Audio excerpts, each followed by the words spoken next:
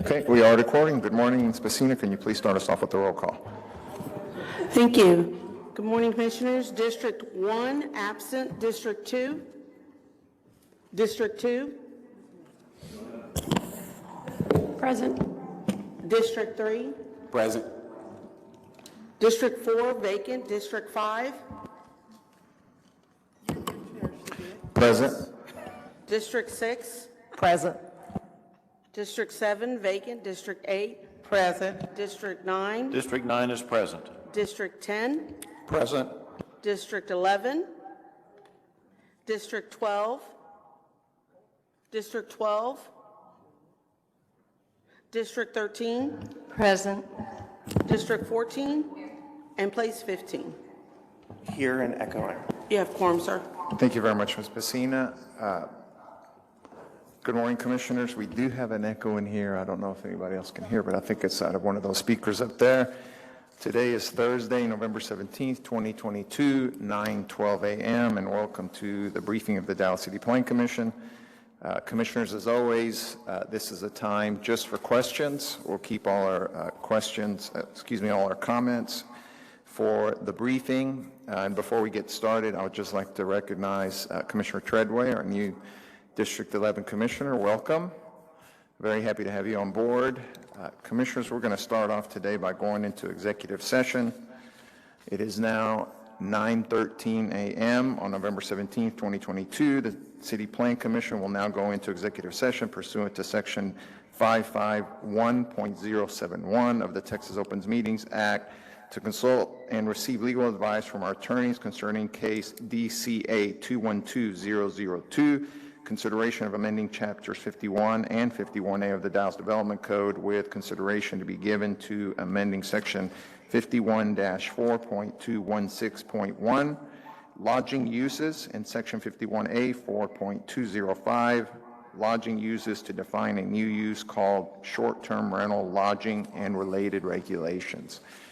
With that, Commissioners, we'll step back into the briefing room. The City Plan Commission has completed its closed session under Section 551.071 of the Texas Open Meetings Act at 10:50. Are we recording? At 10:56 a.m. on November 17th, 2022. We have returned to the open session, and we will now take a 15-minute break.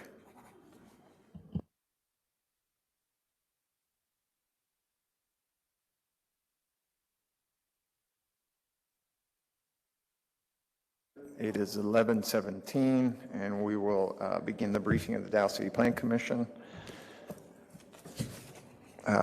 Commissioners, we'll need a motion for Commissioner Young to serve as Vice Chair today. So moved. Second. Thank you, Commissioner Hampton, for the motion, Commissioner Carpenter for the second, for Commissioner Young to serve as Vice Chair today. All those in favor, please say aye. Aye. Any opposed? Motion passes. Thank you, Commissioner Young. Commissioners, let's get started with our briefing. We will begin with Vice Chair, temporary Vice Chair today.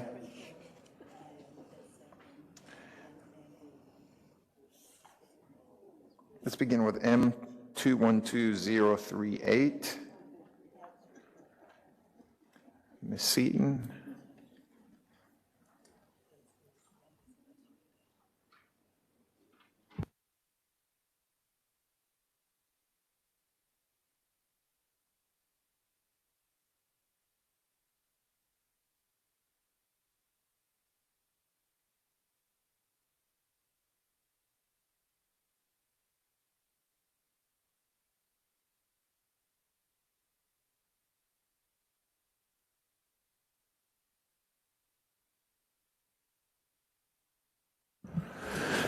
Thank you, Commissioner.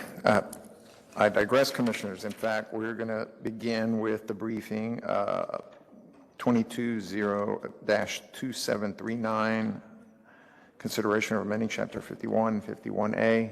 Yes, sir. My apologies.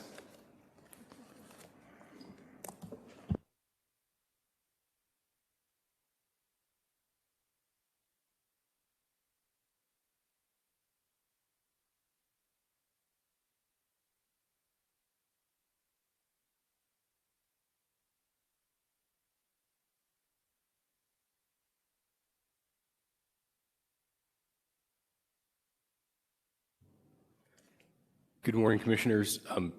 I stepped out of the room for 1 second. Do we need to read this into the record? Yes. So case DCA 212-002, consideration of amending chapters 51 and 51A of the Dallas Development Code with consideration to be given to amending section 51-4.216.1 lodging uses and section 51A 4.205 lodging uses to define a new use called short-term rental lodging and related regulations. So I'll go through a little bit of the background before we get into the kind of meat of this code amendment. This entire short-term rental amendment process began a couple years back in February of 2020. Through the next couple of years, there were various task forces and meetings of Quality of Life Committee, a couple different task forces. In December of 2021, the City Plan Commission authorized a hearing to consider this code amendment as noted as read into the record. Throughout the remainder of 2021 and 2022, we also had some action by City Council. We had a memo from City Council signed by 5 members to the City Manager, directing the City Manager to further direct staff to prepare a code amendment and take that through the process from the Zoning Ordinance Advisory Committee to City Plan Commission to City Council. Beginning in June and going through September of 2022, the Zoning Ordinance Advisory Committee had several meetings to discuss proposed amendments, proposed regulations, and to take public comment. And at the October 4th, 2022 ZOAC meeting, they did make a recommendation of the proposal before you for approval and to move it to City Plan Commission.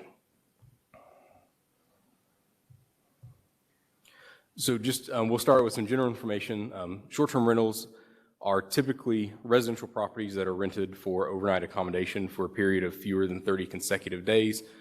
Currently in the Dallas Development Code, there are no standards related to the use, to any use as a short-term rental or specifically as the use of a residence as a short-term rental. The city's tax code, Chapter 44, does consider short-term rentals explicitly to be lodging uses. However, the purpose of that is limited to collection of the city's hotel occupancy tax. Compliance with that section requires that the operator of a short-term rental register with code compliance, or sorry, not with code compliance, with the city controller's office and remit that payment of the HOT as required. Chapter 27 of the city code requires that all residential properties that are rented for 30 days or more be registered with code compliance department and inspected. Chapter 27 exempts short-term rentals that pay the hot tax from those registration and inspection requirements. So that's other city departments, of course, not zoning, but is how the city regulates short-term rentals in other ways. So the City Council placed a priority on short-term rental regulations as part of a potential comprehensive package that represents an interdepartmental effort, including code compliance services, city attorney's office, the city controller's office, and planning and urban design. Alongside the zoning development code amendments, code compliance is also developing proposed standards for a short-term rental registration and regulation ordinance. Per our direction from City Council at the June 15th, 2022 City Council briefing, the zoning option, utilizing a zoning option in conjunction with a registration and regulation option is preferred. So discussion at the Zoning Ordinance Advisory Committee meetings consisted of a definition for short-term rentals, operator occupancy. I want to note that I'm going to stop using the term owner occupancy. I think it's more appropriate and more descriptive to use the term operator occupancy when we're discussing any sort of requirement for who could potentially operate a short-term rental. They also discussed appropriate development standards, appropriate permitted zoning districts, and any nuisance abatement measures. It is important to note, however, that those nuisance abatement measures, so if we're talking things like noise, litter, street parking concerns, traffic concerns, those items don't fall under the development code. but would be regulated by Chapter 27 of the code and enforced by code compliance. And those standards, any standards outside of the normal noise, litter, traffic control, that sort of thing, that would apply to short-term rentals specifically, are going to be determined under that separate regulatory licensing ordinance that is kind of making its way through its process and would be brought with a zoning option to City Council as a package. So moving on to the proposed amendment, this says 816 motion. This is from the 10-4 meeting. This is as approved by Zoning Ordinance Advisory Committee. And this is all, of course, in your case report as well. So short-term rental lodging, this would be a new use under Section 4.205 lodging uses. The definition would be a full or partial unit containing one or more kitchens, one or more bathrooms, and one or more bedrooms that is rented to occupants for fewer than 30 consecutive days per rental period. Districts permitted would be by right in MOA, GOA, central area, mixed use, multiple commercial, and urban corridor districts. Required off-street parking, one space per full or partial unit that is rented to occupants would be required. No off-street loading requirements. Additional provisions, these are also important. So the use would have to comply with the proposed potential short-term rental chapter of Dallas City Code. That would be the licensing regulatory ordinance. The number of short-term rentals in a single unit may not exceed one. Short-term rental must not be used as a commercial amusement inside, commercial amusement outside, restaurant with drive-in or drive-through service, restaurant without drive-in or drive-through service, or any other use unless located in a zoning district in which that use is permitted and a certificate of occupancy is issued for that use. And Romanet 4, short-term rental lodging is prohibited in a multifamily structure or development that has received and utilized a development bonus under Division 51A 4.1100 mixed income housing. So that's our mixed income housing development bonus section of code. So the intent from ZOAC there was if a project has reserved units for a certain income band and received a development bonus, that development would not be allowed any short-term rental units, regardless of zoning district, regardless of being licensed and registered by code compliance. If they've used that development bonus, there's no short-term rentals allowed in that development. The purpose statement, which will be included as a whereas clause in the enacting ordinance, won't be included in Chapter 51A. This is from ZOAC. To establish regulations to protect the health and safety of occupants of short-term rental properties, to protect the integrity of the districts in which short-term rental properties operate, and to preserve the neighborhood character of residential districts within the city, and to minimize adverse impacts to the housing supply caused by the conversion of residential units to transient use. So next steps, potential for a special called City Plan Commission meeting on December 8th to take public comment, hold a public hearing, and potentially make a recommendation, take action on the item, which would could include a recommendation to City Council. City Council would discuss and hold public hearings in conjunction with the licensing and registration ordinance. And of course, City Council has final authority to approve or modify the proposed ordinance as they see fit. So with that, that's the end of the presentation. Of course, staff is here for any questions you may have. Thank you very much. Questions, commissioners? Commissioner Young, please. Yes. Your staff report includes a chart showing the districts permitted. Is the inclusion of STRs in multifamily an error in that chart? Yes, it is on, I don't have page numbers, but in Appendix 1 use tables, we did inadvertently leave in a P on the MF2, MF2 SAH, MF3A, and MF4A sections. Those should not be there. Okay. The text of proposed amendments in the case report is correct, but that chart is incorrect. Okay, let me switch to other districts. What is the rationale for not allowing STRs by right in those commercial districts where hotels are allowed?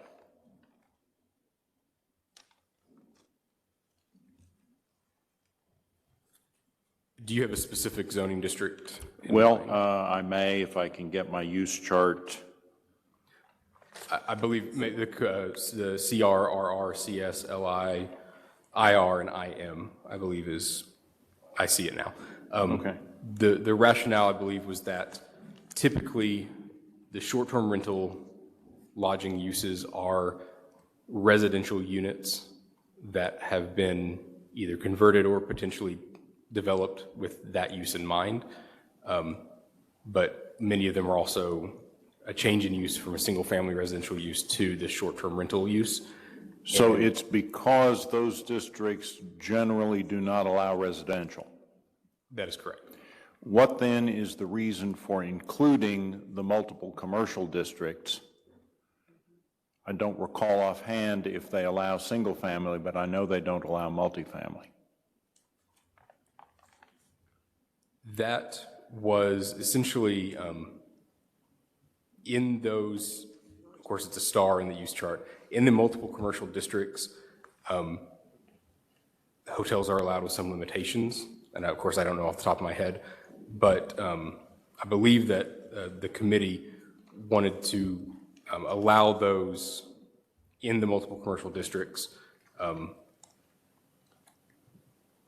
as a nod to the potential for, you could build a building as a hotel and use it as a short-term rental, but because now there's a definition of hotel and a definition of short-term rental, those. Well, I'm confused, because wouldn't that rationale apply to the retail districts as well? Take RR, for example. I can build a hotel, so I could build a building designed for STRs.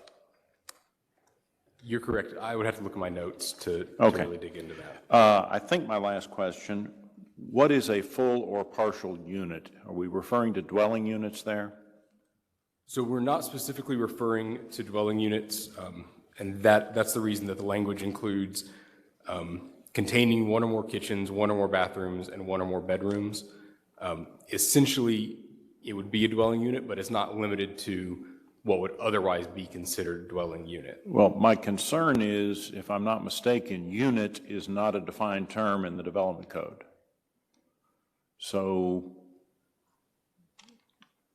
if we're not referring to a dwelling unit, don't we need to define what kind of unit we're referring to? So the unit in this case would be the thing that is rented, the piece of the property that is rented to the occupant, and that unit that is rented contains one or more kitchens, one or more bathrooms, one or more bedrooms, but is not otherwise a dwelling unit. Or not, My concern, though, is what you just said doesn't appear anywhere in the code.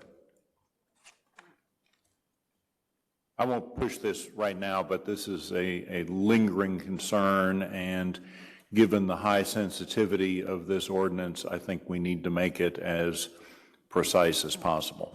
Thank you, Mr. Chair. Thank you, Commissioner Young. Commissioner Kingston. Thank you. Mr. Doss, are you familiar with the November 10th, 2022 memo that was issued about STRs? is this the data analytics? Correct. I am. I'm not intimately familiar with the content, but I have reviewed it. Okay. Well, let me start with asking some questions, and you can punt to somebody who can answer them maybe. The report appears to use data from a source called MuniRevs, and there are several other data sources out there that are regarded as reliable, including Inside Airbnb, AirDNA, Host Compliance, for example. Do you know why the city used MuniRevs and did not rely on the data from the other sources? So unfortunately, since PUD is not the source of the memo, I can't really comment on the contents of the memo. Okay, so I'll take that as a no. Are you able to comment on the increase in 311, 911 calls that STRs produce as opposed to non-STR-like properties? I'm not, Mr. Reed is here if he would like to comment on that. Again, I don't know if he can comment on the content of the memo either. Was there anybody from staff that would like to defend this memo?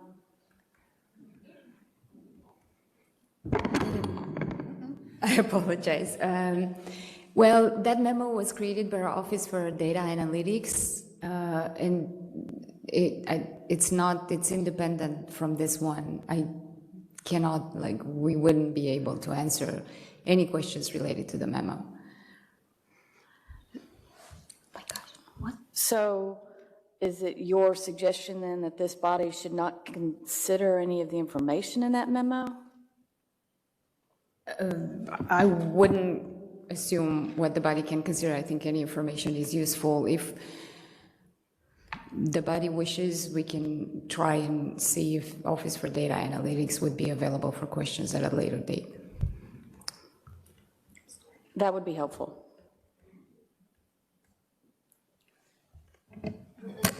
Commissioner Stanner. Yes. Thank you, Mr. Doss, and thanks for your hard work. I think this is going to have a lasting effect, whatever happens. Okay. A couple of questions. We talked about this before, like when you say it is permitted, you list that it's permitted, and let's just call it a mixed-use district. Where is it clarified that that doesn't mean the tenant in there has that right, but the right goes to the owner of the mixed-use property or the multifamily property that's part of mixed use? So in general, a use doesn't really have any ownership tendency.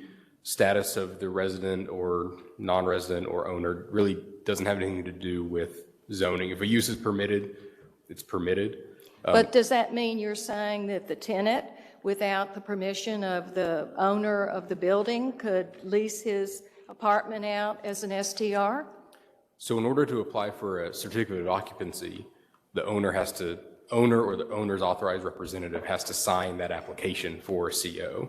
So the owner would have to give permission, but the operator could be anybody. Okay, so that's clear in another regulation, that's what must be followed.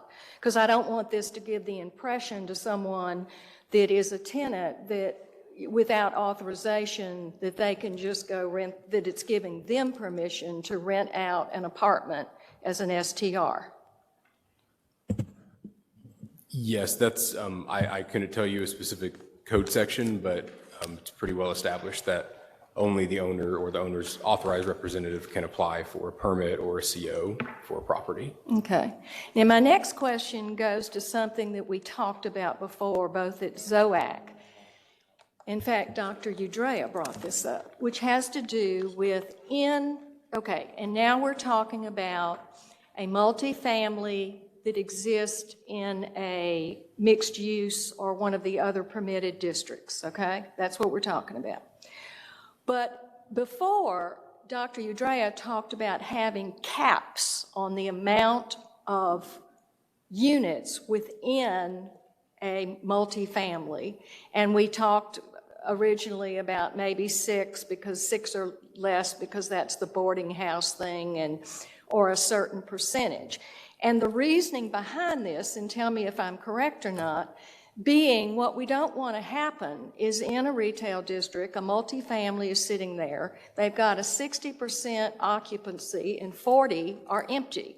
So they decide, I'm going to take the 40 and turn them into STRs, which then destroys, we also shouldn't discriminate between destroying the ability to live your life and pay long-term rents in a multifamily. So why was that removed as a consideration? So that cap was only ever discussed by ZOAC in relation to the allowance of short-term rentals in MF districts and multifamily districts. So when the motion was made by ZOAC to not permit them in multifamily districts, there was no reason to have a cap in a district that it's not allowed in. So the cap was never discussed in relation to a mixed-use district. And why is that? Why would it be okay? Because I can envision a 10-story building on top of retail in a mixed use. And if I'm paying the regular rent and I'm under a tenancy contract, why should I potentially have 1/3 of my building operating as an STR with no restrictions?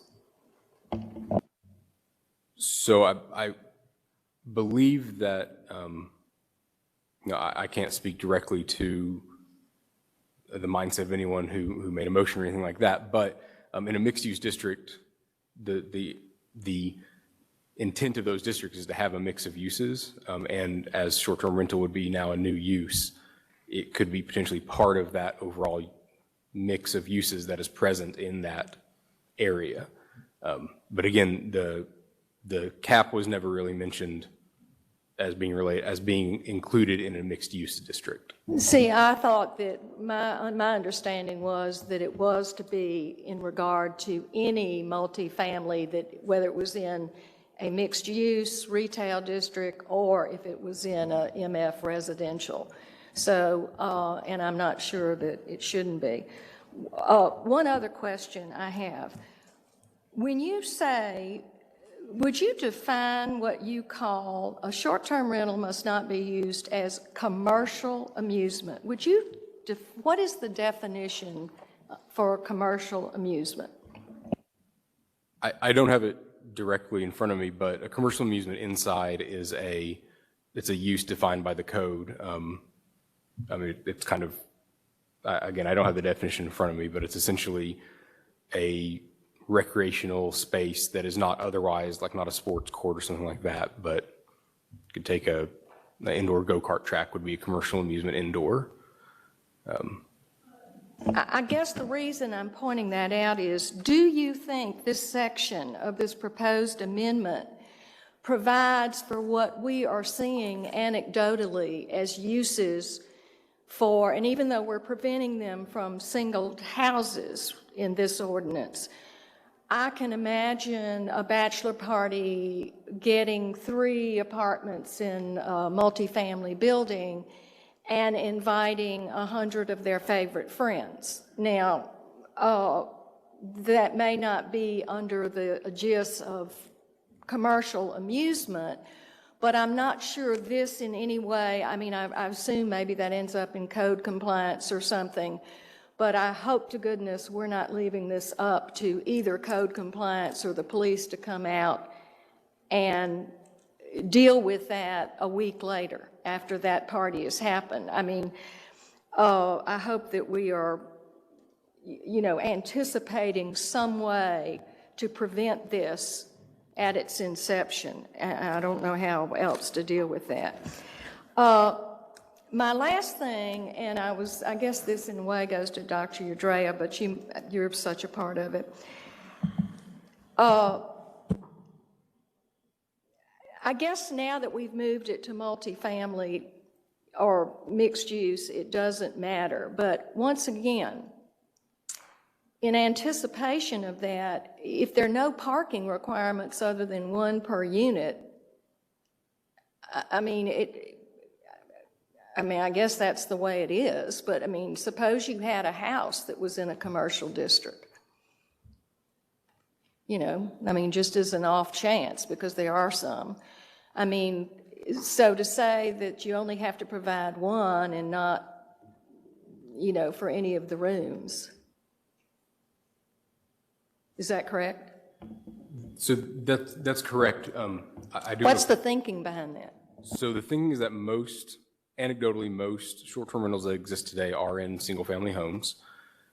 Single-family homes in Dallas are required to provide a minimum of 1 parking space. So they already have the 1. And it's kind of hard at a 30,000-foot view citywide zoning ordinance level to decide today how many parking spaces a short-term rental should need, because we don't know how many people are there. We don't know how many cars are parking there. If anecdotally, most people will fly and take a Uber to take a rideshare service and don't need to park at all. So I think that there's the one space requirement is because most of these things are homes that are being used this way. So that parking space already exists, and probably more than one parking space in most cases. And, again, we could say 0 to 10, and the City Plan Commission, if there's a desire to change that, can of course change that. And then lastly, when you say the number of short-term rentals in a single unit may not exceed one, I understand that one person contracts and they're the person that is supposedly renting, although in fact it's not a rental agreement, it's a license, but so it's one person. And I know this is not a land use issue, but are we saying that opens it up to where, like I said about the bachelor party, that even though it's the one person renting it, where are the controls on how many people can be sleeping there? So we're, Romanet 2, I believe is what you're referring to. That's not talking about people, it's talking about the number of rental units. So a single family home would only be allowed to have one short-term rental unit. The number of persons would be part of the licensing and regulation ordinance. So they are anticipating dealing with that in the regulations. Thank you. Commissioner Standard. Pardon me. Mr. Chair, if I may. Commissioner Standard, I think with respect to the number of people would be beyond the scope of CPC because it goes to the regulation of the short-term rentals and not the zoning classification for them. Thank you. Commissioner Hampton. Thank you, Mr. Chair. That was actually one of the questions I was going to ask Mr. Doss. As this was considered, there were a number of operational registration requirements that are in a separate chapter. That included noise, glare, trash. I believe occupancy requirements were discussed. As was just stated by the city attorney, those are all captured in a separate section of our code. Is that correct? That's correct. And those are in development currently? That's correct. Okay. It might be helpful, I know you had one slide that gave a very high level. It might be helpful for some context if we could just have a little bit more information for the body to understand what is being considered there and anything that this body may wish to further consider. Sure, I I'll see Mr. defer Reed. Thank you. to Mr. Reed for that. Good morning, Commissioners. Jeremy Reed, Assistant Director, Code Compliance. So to answer your question, some of the things that are considered are, like was asked a minute ago, total number of occupants, the way that the parking regulations are required to be posted on the listing on whatever website possibly that is listed on, a requirement for the permit, a requirement for initial inspections, annual inspections, possibly evening inspections if there are nighttime inspections if there are complaints that come in, build in a revocation process if that property incurs a certain amount of nuisance violations. Those types of things are what's being considered, as well as some noise, possible noise restrictions for this particular use. Thank you for that. And I think we had a question earlier about how the current noise complaints and others are being tracked by code compliance. Could you just speak generally about how those are being processed by the city currently?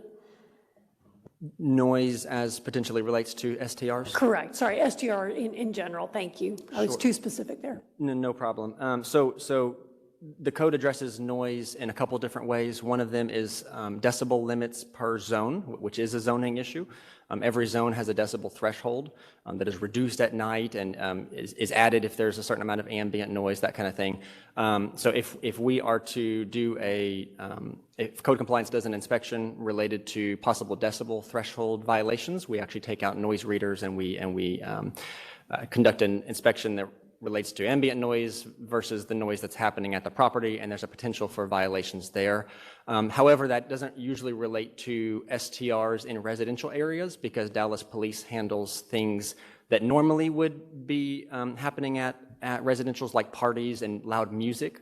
What code compliance does in residential districts is more related to generators and other things that aren't active current issues that are being dealt with people. That's usually handled by Dallas Police Department.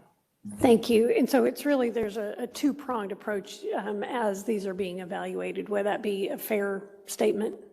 Yes, it is. But to be clear, one of the things that we've been asked by City Council to develop in the regulation ordinance to be presented to Council is specific regulations attached to short-term rentals that code compliance would be able to address. So actually new noise regulations in the short-term rental chapter. Thank you. And a couple additional questions, if I may. Thank you, Please, Mr. of Chair. course. And I think this is going to go back to Mr. Doss. So again, we've got our two tracks that are proceeding. This body is charged specifically with looking at the zoning. Mr. Doss, as this was evaluated, I think we received a substantial amount of public testimony. We had speakers both in support and those who were asking for consideration of short-term rentals. How is that information being forwarded to this body? So we received many emails and other messages from the public. Those we all forwarded to the Zoning Ordinance Advisory Committee. We will do the same for City Plan Commission. Okay, so a folder, somehow those will be available for this body. Thank you. And then, so as those were received, the consideration of this measure, is it correct that the proposed amendments before us, they don't prohibit STRs, but they're providing guidance on where they would be allowed to operate? And then again, in conjunction with the separate operation, or regulations, excuse me, it's sort of giving some direction on how they would potentially be allowed within the city. Is that correct? That is correct. To be clear, there are some districts under the proposed amendment, they are prohibited, and some they are permitted, yes or no. But in the yes areas, yes, it's providing a set of rules. Okay, thank you, and that's a good clarification. So I know part of the discussion that took place, and it showed up in your case report as well as your presentation, was the discussion of owner occupied. And I think where we are currently is that is not a provision that this body is able to consider. And I'm happy to defer that to the city attorney if that's more appropriate to be included there, or be addressed by the city attorney.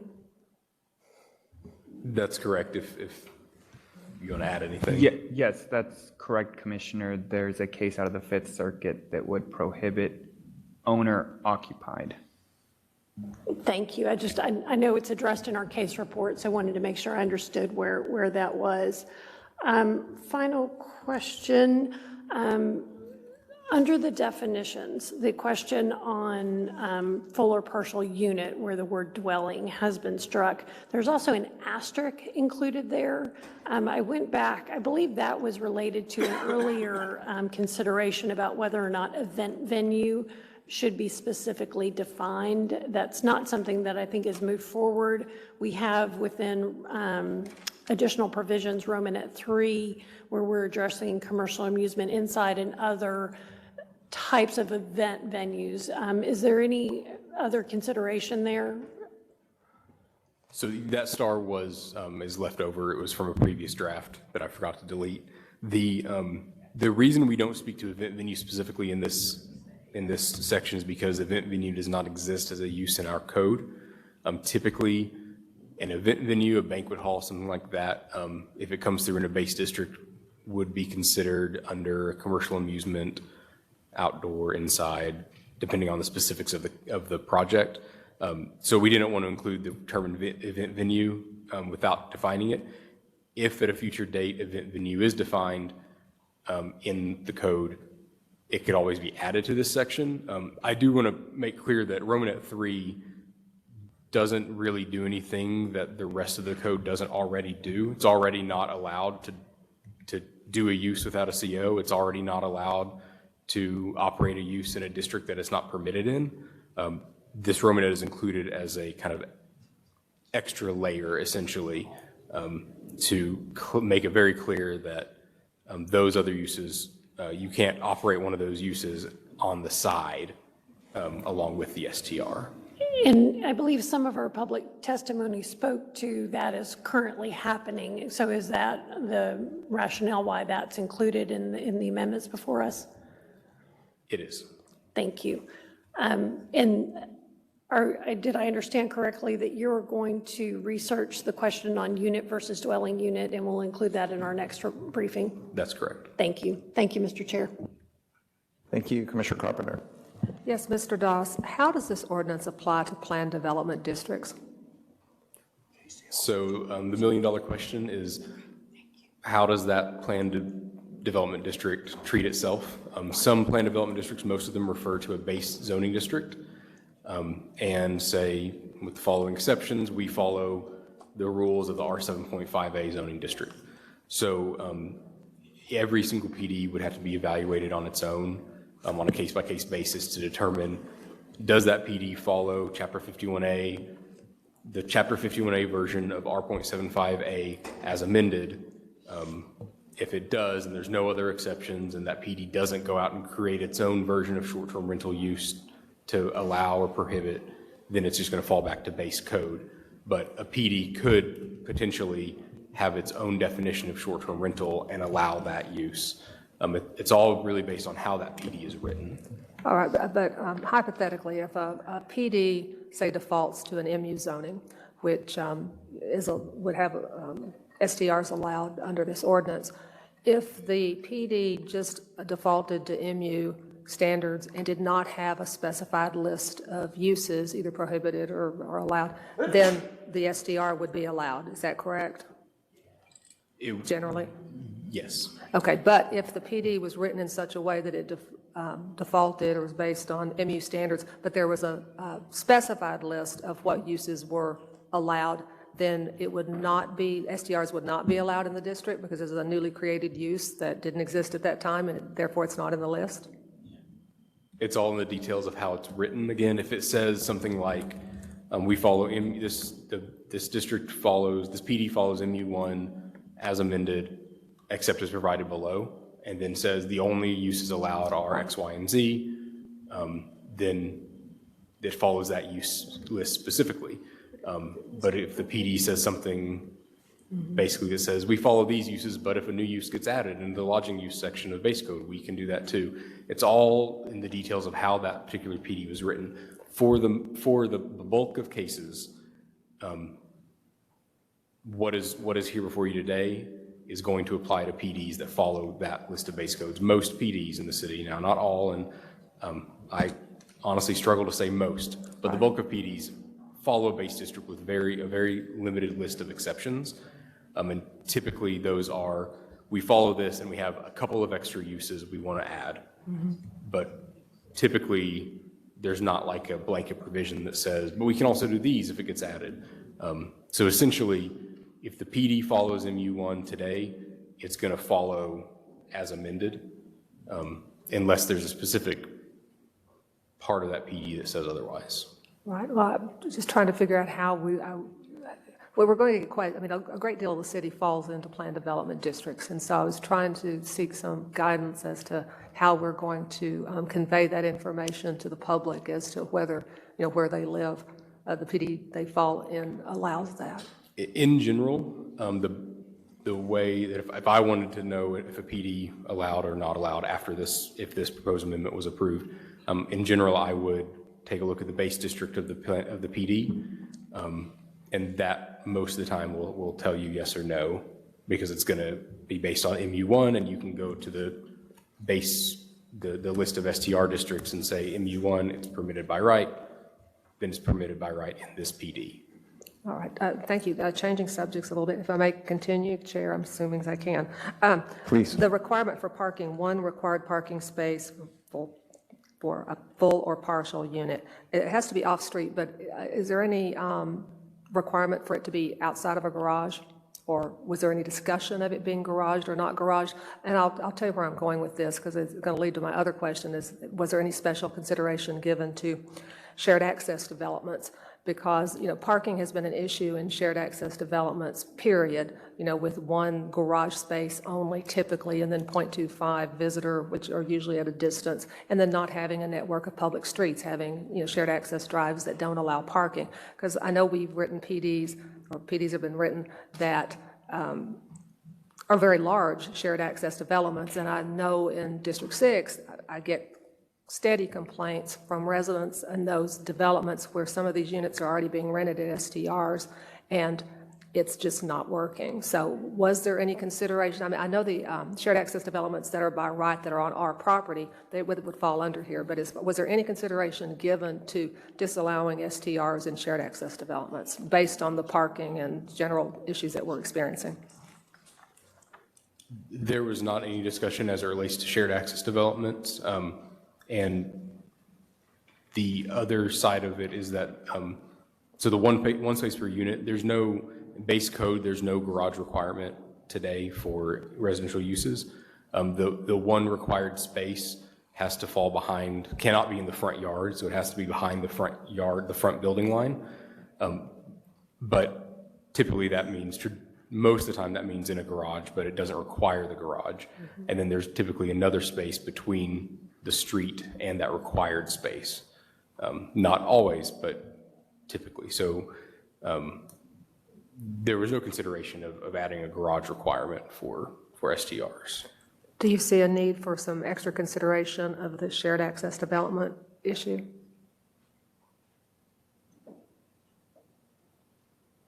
Depends on what. If the City Planning Commission wants us to, then we will. Yes, if I would like to, yes, I would appreciate that. Thank you. That's it. Any other questions, commissioners? I have a couple of questions for you, Mr. Doss. Back to the memo from Mr. Zapata, and I know that you can't discuss the details, and it's okay. None of my questions are frankly about the details. But is it fair to say that when that document was thoroughly discussed, and that some folks found the findings supportive and some not so much? So in relation to that memo, I wasn't present for any discussion, so I can't really characterize those. Okay. And you mentioned that it was recently updated? A memo was published by the Office of Data Analytics dated November 11th. Okay. And was that before or after the vote for the ordinance that we have in front of us here today? ZOAC voted on that ordinance. They moved that to your purview on October 4th. Okay. So the update to that memo was published after ZOAC voted? That's correct. Okay. So a quick question back to the home sharing. As you know, at ZOAC, there's a process of kind of searching for the truth, right? It's a process of going back and forth with staff, asking questions, possibly exploring routes that, non-committal, just looking for ways to possibly find a win-win. So I'm curious, when ZOAC discussed the home sharing option, what was the takeaway for staff? What was staff asked to then go back and say, possibly with ZOAC not committing to this option, what were they asked to do more research on, to possibly make adjustments, to possibly make this a better option? What were those things that then you went back and did further research on and due diligence? So the Zoning Ordinance Advisory Committee asked us specifically to look at home sharing, potential home sharing as an accessory use. The discussion that led to that was mainly centered around this idea of potentially increased accountability that could result from either an owner occupancy requirement, or again, I'm going to use the term operator occupancy requirement. That was before the Fifth Circuit ruling, and we had these examples from Denver and Los Angeles, where the only way to do a short-term rental in those cities is as an accessory use. Denver calls it short-term rentals as an accessory use. Los Angeles calls it home sharing. Both are accessory uses. They're only allowed as an accessory to a residential use. And the way that they define that is essentially there has to be a permanent resident and that permanent resident can operate a short-term rental or a home share in their property. There's a lot of little details that go along with that, how many days of the year, what constitutes being a permanent resident, how do you prove that up? And so again, that discussion was before the Fifth Circuit ruling, and but that Fifth Circuit ruling was kind of percolating essentially, and it we didn't want to, staff did not want to get into requiring ownership for occupancy or operator occupancy, mainly based on kind of other typical views. For any other use, let's say a hair salon, there's no requirement, and we wouldn't contemplate a requirement that the operator of the hair salon also be the owner of the building. There's a very, most uses are leased anyway, and there's no really reason to tie that to a land use. The ownership status to a land use doesn't really, that connection doesn't make sense. So in an attempt to find that level of accountability could result from a resident living in the property and being the operator, we went down this route. We researched this home sharing and presented a potential set of regulations to the Zoning Ordinance Advisory Committee. However, in the interim, the Fifth Circuit ruling came out, and that was more general. It didn't just speak about, I'm not an attorney, but it didn't just speak about ownership. It talked about basically the operation of a business, and can we require that the operator be the person who lives there as well. And in an attempt to get as far away from any sort of any violation of that standard, we determined that even as an accessory use, the only thing we could require was that there be a resident exists, but that resident doesn't have to be the operator. The operator could be anyone, as long as they have the authorization of the owner of the property. So potentially there could be a situation where a home is leased to a permanent resident, and the landlord also uses that property as a short-term rental, as a home share, and it's still an accessory to that permanent residential use, but is also being used as the home share. We still did include requirements to register with code compliance, pay the hot tax, all those items, but it would essentially have been a different way of allowing tenants, homeowners, other owners of property to do the home share use as an accessory to a permanent residential use. Okay, that's a good summary, and I appreciate it, but let me go back to my question. That gets us up to the point where you introduce the home sharing option to the committee, and like I said previously, 6 years on ZOAC, we twist and turn things upside down, turn them inside out. What were the items that the committee asked you to go back and then say, hey, let's see it without committing to this option? Could we possibly make it better? Is there a way where we can find a win-win here? What is the list of those items that came out of the committee? So once we presented the home sharing idea, the accessory use idea to the committee moved to not move that item forward. There was some discussion, but they didn't request, there was no request to staff to do any more research. That was the same meeting at which they moved to not move the accessory use to CPC and to move the short-term rental proposal to CPC. Okay, so just it ended there. Any other questions, commissioners? Commissioner Stannard. Yes. Mr. Doss, just to follow up on Chairman Shadid's conversation, isn't it in fact that because the Fifth Circuit determined that we cannot discriminate between home-owned and whether it's investor-owned or third-party owned homes, that therefore you either have to have both and allow them all, but you can't just have one, like the home sharing. Isn't that correct? So the home sharing, the potential home sharing use was proposed as an accessory use and had no mention of ownership or rental status or anything. All it required was that there be a residential use on the property as the primary use, but that doesn't have It has nothing to do with ownership. It has nothing to do with tenancy. There just has to be a residential use present, and that would then allow the accessory use of home sharing, whether that permanent resident is the owner, a tenant, whomever. Or a corporation, as long as they had someone there. But there'd have to be a resident who lives there permanently. And that would be established by whatever means the licensing regulation ordinance determined. The other cities have a few different ways of doing that, but there would have to be someone who calls that place their domicile, essentially. But don't you think that, and maybe this is something Daniel should answer, but don't you think that would open us up if we had home sharing to the same situation that brought the case of New Orleans?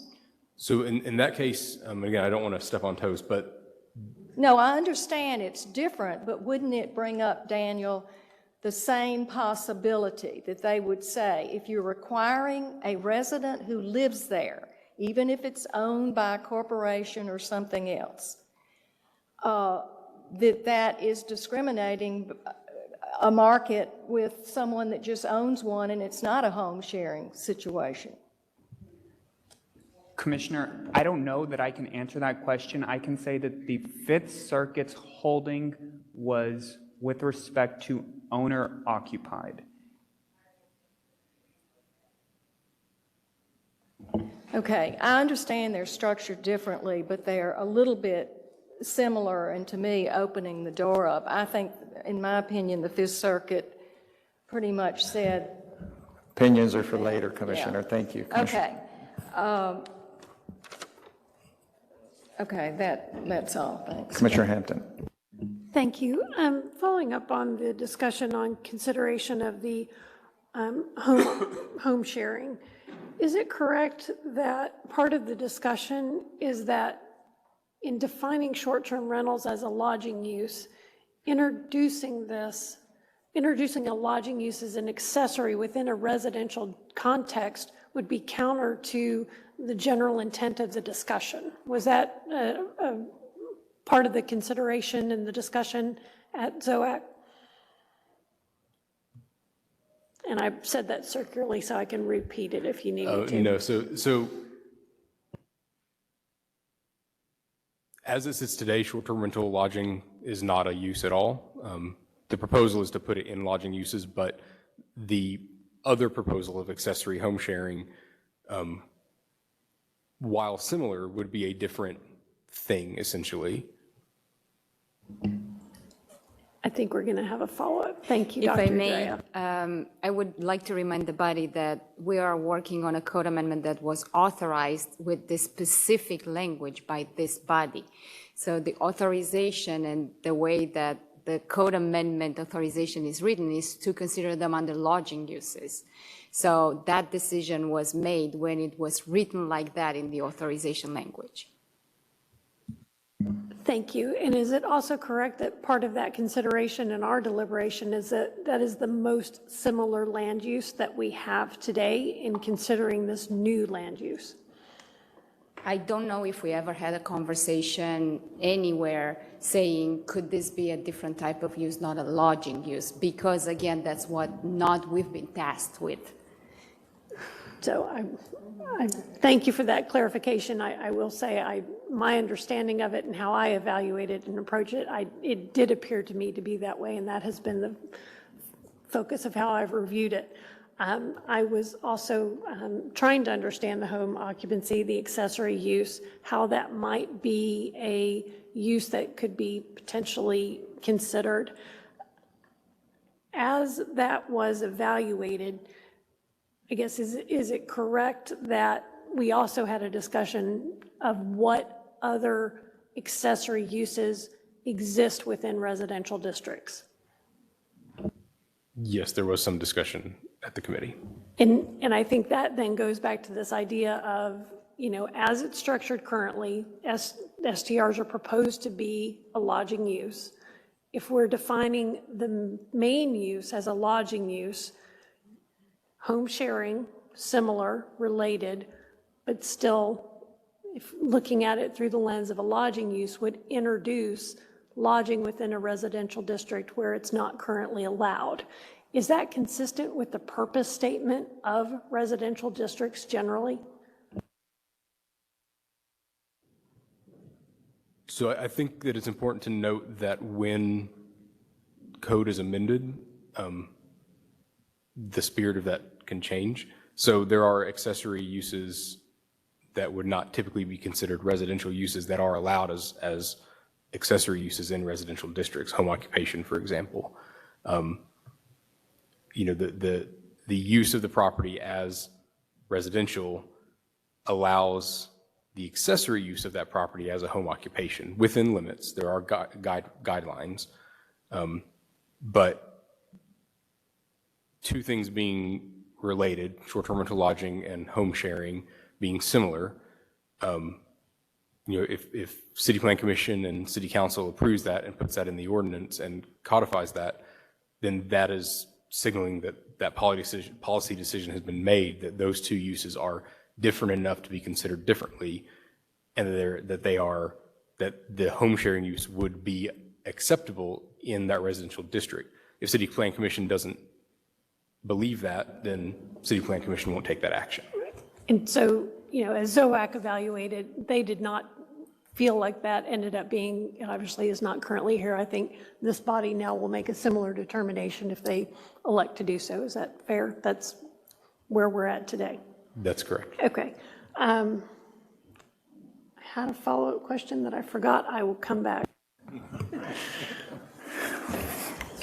We will extend the time while you get that question back. If there are no questions, I'll have one. Okay, Commissioner Kingston. I was just going to see if anybody on staff wanted to discuss this November 2022 memo. The update?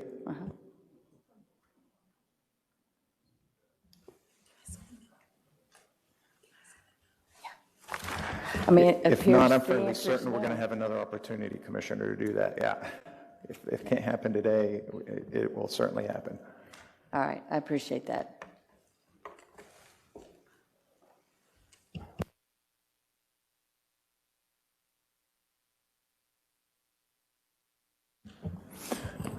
And I will take up some time while Commissioner Hampton gets that question back. She's looking through her notes. Mr. Doss, I think just for the record, someone asked this at ZOAC, one of the committee members, and I think I remember Mr. Burgess's idea, and I guess this is maybe a question for Mr. Moore, but would the home sharing option run afoul of the Fifth Circuit? Mr. Chair, the Fifth Circuit's ruling did not address home share, but other courts have upheld home sharing options. Okay. And so, again, Mr. Doss, when the home sharing option was introduced to ZOAC, what was the direction then after that first initial introduction of home sharing to ZOAC? What were the variables that ZOAC asked staff to go back and consider, possibly adjusting, possibly making the home sharing option even better, stronger, more equitable? What were those items that the committee asked staff to take back and upgrade? There weren't any items specific to home sharing. There was a request to look again at parking requirements, at potential for owner occupancy, operator occupancy, or some other mechanism to introduce accountability for operators. But there's nothing specific to home sharing because, again, the first meeting that we discussed home sharing was October 4th, and that same meeting was the meeting that ZOAC determined to not move home sharing forward and to move short-term rental lodging forward. Okay. So just to be clear, the answer to my question is none. That's correct. Right? Okay. Thank you. Commissioner Hampton. I have a question. Commissioner Stanner, Commissioner Hampton, you ready? Commissioner Stanner. Okay. And I might be off base on this question, and correct me if I am. Okay. But if you had home sharing as an accessory use, as opposed to what Commissioner Hampton said, we're doing STRs as a lodging use, what would prohibit, and Daniel, I hope you're listening, What would prohibit someone from coming in and suing the city and saying, I want to have a tattoo parlor in my garage, I want to have a beauty salon in my garage as a commercial accessory use, because you would potentially grant this for use as an STR? Because there are other regulations in place that would prevent those things from happening. We're not, if home sharing was created as an accessory use and allowed, that's doing that one limited thing. I'm not an attorney, but I don't think you can sue someone for something that's unrelated to you. Well, I'm saying the right. I mean, if you saw that we are saying you can have an accessory use at your residence for a commercial enterprise, for an STR, why couldn't I say, well, I want to have an accessory use for a tattoo parlor to make money, or a beauty salon, or a mechanic in my garage? If I may, if you follow the rules that are generally applicable to the accessory uses category, I think you can. The accessory uses category right now in the code has a lot of provisions that say, I don't know them by heart, but it's pretty regulated. And then it calls out the uses. So again, I'm thinking if those are compliant with the general rules for the accessory uses, and then you go to the building official, and the building official makes a determination that it's incidental to the main use and it meets the requirements of the code, probably it's possible. But I can't, again, I'm not the building official. And you can see where I'm going. I'm just concerned if we open this door, what other door are we opening up by that on the home sharing? Thank you for that explanation.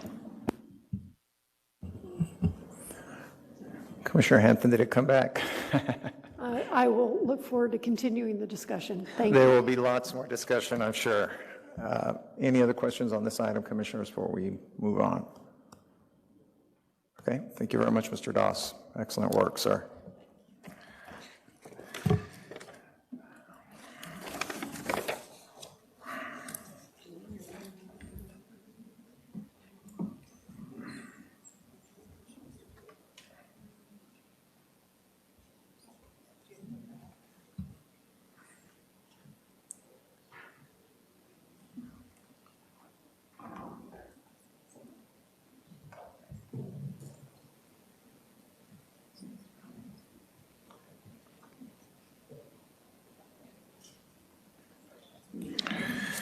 Commissioners, I think we're just short on time, and we're going to have to end our briefing here, and we'll just brief each case as we get to it. Once we get on the hearing, it is 12:22, and that concludes the briefing of the Dallas City Planning Commission. We'll be back online with the hearing at exactly 12:30. Thank you.